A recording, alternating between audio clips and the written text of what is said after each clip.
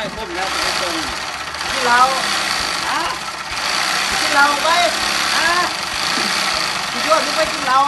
ไม่ได้กลัวมึงบอกก่อนไปโอ้ก็ได้ชวนมึงไปกินเราโอ้ยไม่กินไม่ใช่อยู่เพื่อนแล้วจะได้ที่เสียป่าไปดูแล้วก็ฮัลโหลจ้าฮักที่เก่าหล่ะกินหอดที่เก่าไปมาดูได้ว่าหักเด้อโอ้เขียดคนมีแฟนไม่ใช่เขาโทรนำตลอดธรรมดาเสียวที่สี่แล้วเขาห่วงกับมันเป็นที่สี่แล้วว่าแต่มึงกูจะมันเป็นหมูเป็นแต่หนอกูคือบ่เคยเห็นมึงมาก่อนมึงบ่คิดสิมีอีกเลยบ่มึงอยู่คนเดียวมึงเป็นยังไงให้ตอดปักกูวะ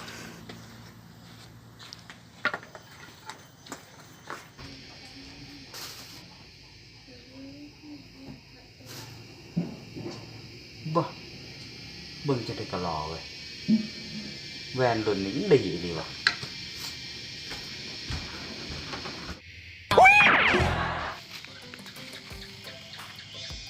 ฮัลโหลได้จ้ะบ่ได้ได้เราจะไปกินเหล้าบ่ได้กินแล้วอ้าวไปยังไงแม่กูให้ออกไปเบิ่งกะดิไปกับใคร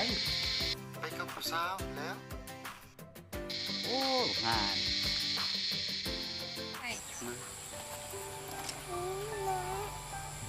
จะกันยิ้มเนตตี้นะโอ้ย ไม่ยิ้มดอก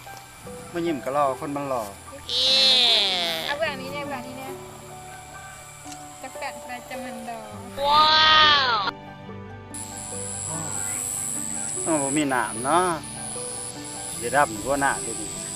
เขากระลำหน้าแต่ว่าหน้ามันกระลำแต่ว่าถ้าจะเอามาทุเรียนมาปลูกใส่เนาะกดมาตอบกวนตีนเนาะอย่างนี้ลงตะกายอยู่เนาะ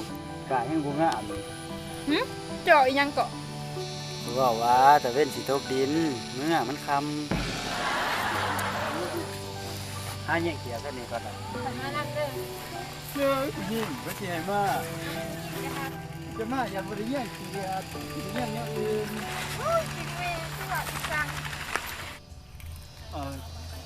หอนใช่หรือจอบครับฮะว่าเขาของกูนี่แล้ว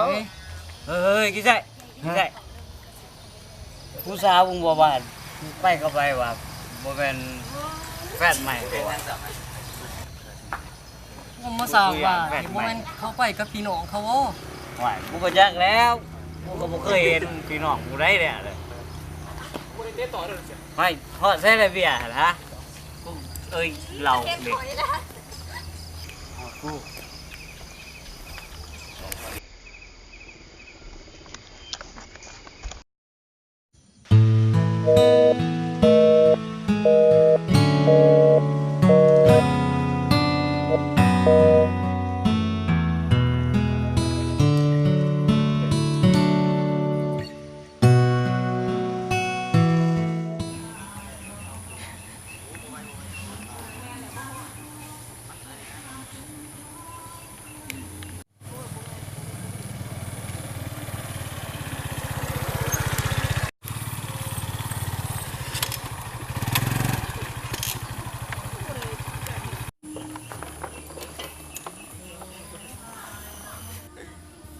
ตา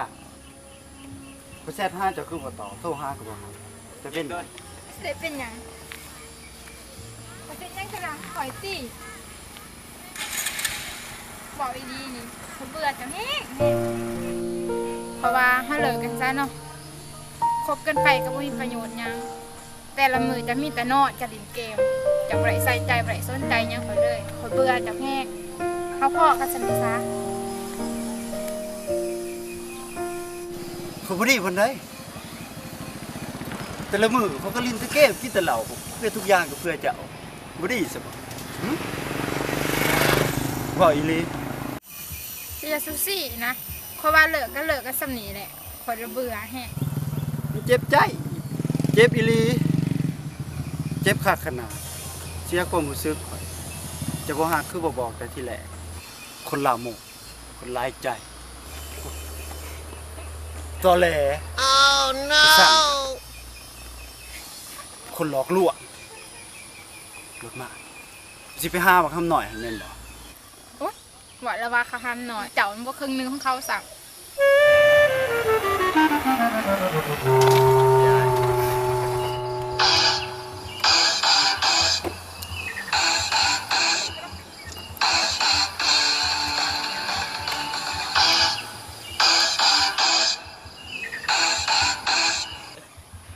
ไอ้ต้า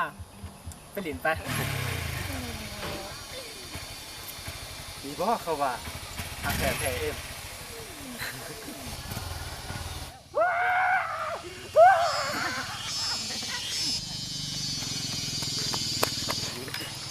เอาก็บนทุนบัตร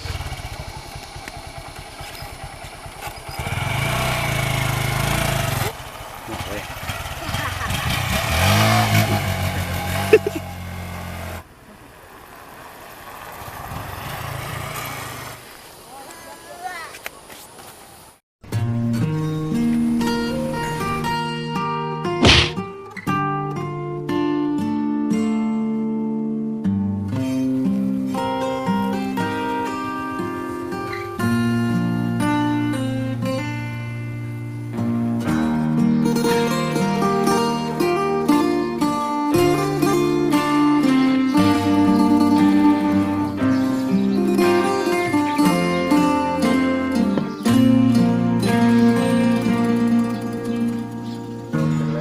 บ่เป็นหยังดอกน้องไอ้เข้าใจดีที่วันนี้เขามีความหมายกว่าอาย โอ้ยมันเอาไปหอดใส่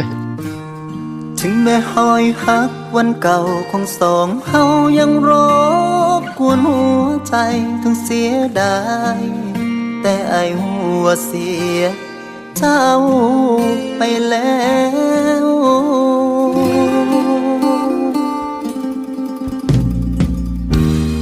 มองบ่เห็นแววความหักในสายตา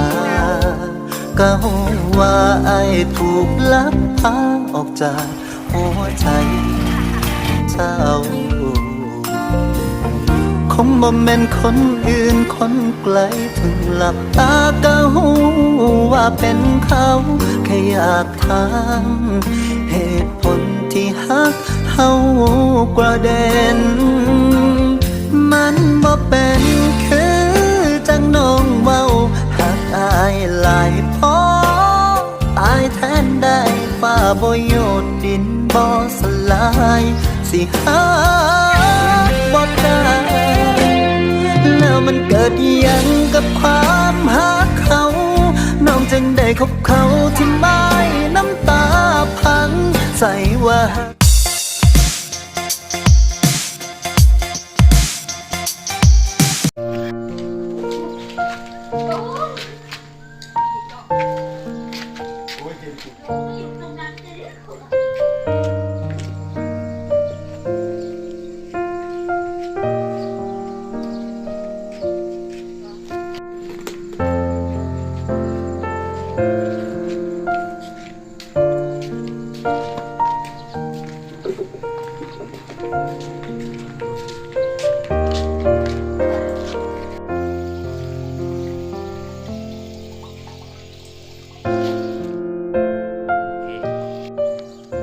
อุ๊ย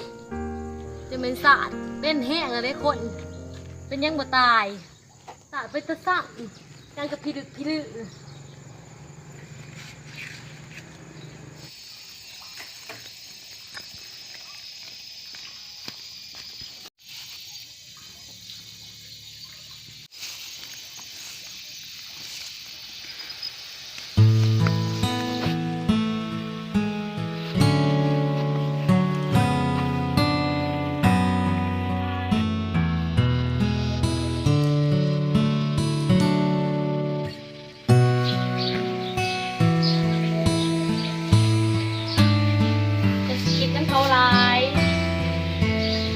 เขาบอกคนที่ดีกับปล่อยเขาไป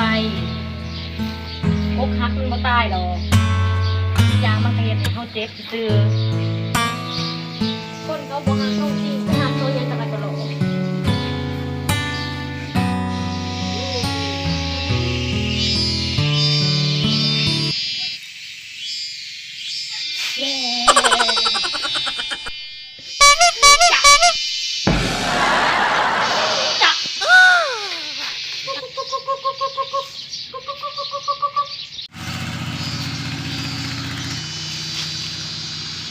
ใช่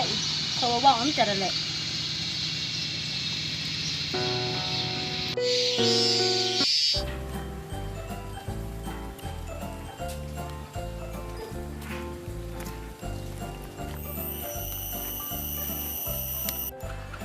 เบิ่งเอาไปเบิ่งที่ใส่เนี่ยวะเสี่ยวจังอะมันเป็นบาอะไรบ่ มันสิเป็นอิหยังไปหลุดอกหักก็ธรรมดาคือยังไงไปหลุดบ่อกหักมันก็คือลวกผักบ่มีแจ่วชีวิตบ่มีสีสัน เอ้าบ่เป็นห่วงกันสมองหมู่ครูไปเบิ่งมันแน่เป็นแห้งนะฮะ จะคือมาเป็นห่วงแม่นแท้โอ้แม่นจะมากมันเหรอวะฮะโอ้โคตรแม่ พี่บ้าบ่ไปสิไปมักคนแนวนั้นกินแต่เหล้าจะหน่อยตับแข็งตาย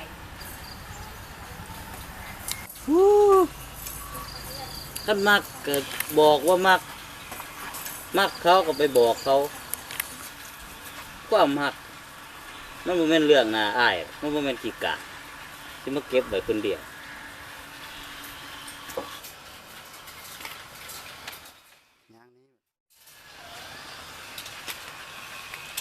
อ้าวสิไปใส่ พระเอกเขาบ่เว้าลาย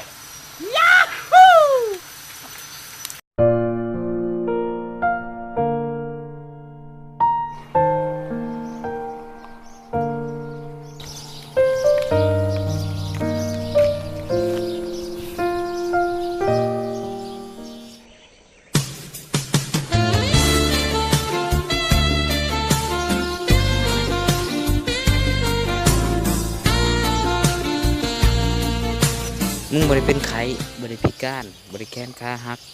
มึงยังมีครอบครัวมีคนที่ฮักมึงรักษาสิ่งเหล่านั้นให้ดีที่สุดและมึงสิพบกับสิ่งที่ดีกว่าแน่นอนยอมรับความจริงเสียว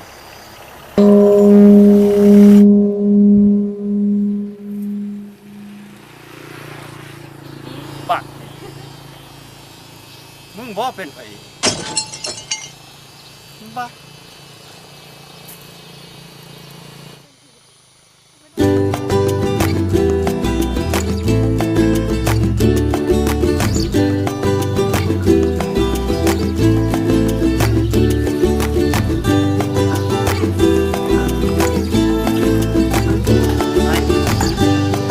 เป็นยังไป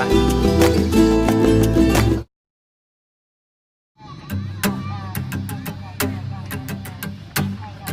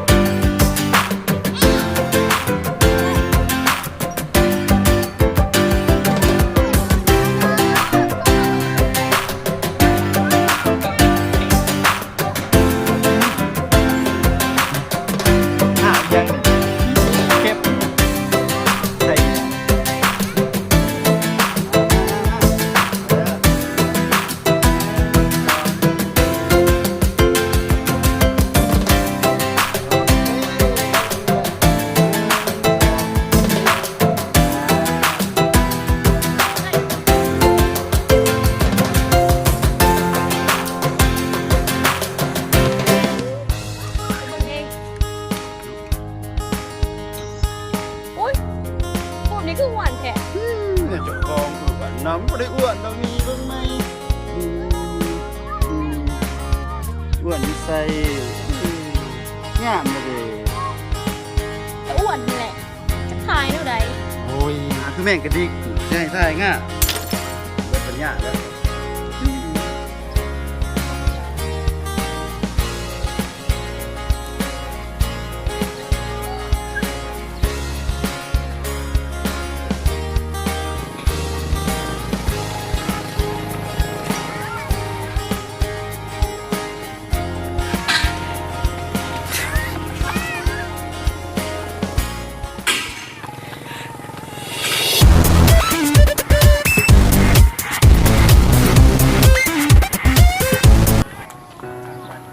ใช่เอากำมือไปดีกันเลยบอคอยขอโทษที่ผ่านมาเขาผิดไปแล้วคอยบอสมานหาผู้ชายที่เรากดจับอะไรอีกแล้ว ก็ได้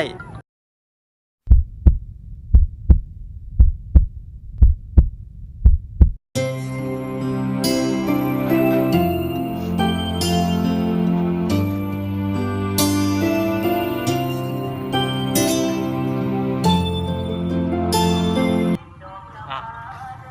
องฮักกินแล้วบ่ฮะ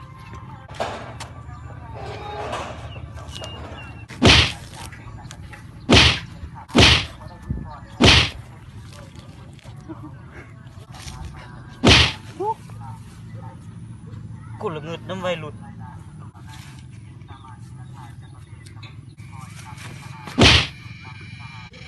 พอแล้ว